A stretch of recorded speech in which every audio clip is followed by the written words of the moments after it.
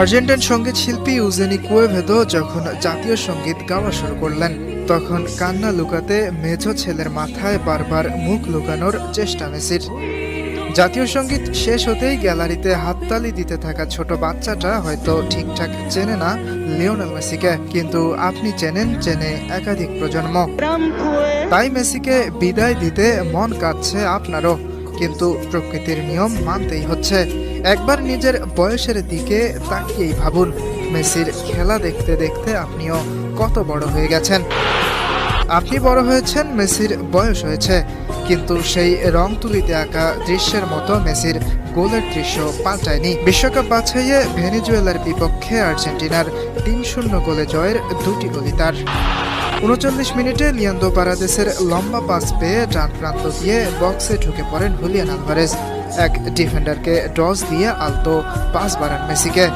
এমন গোল দেখে ডাগআউটে বসে কাঁদতে শুরু করেন লিওনেল স্ক্যালোনি।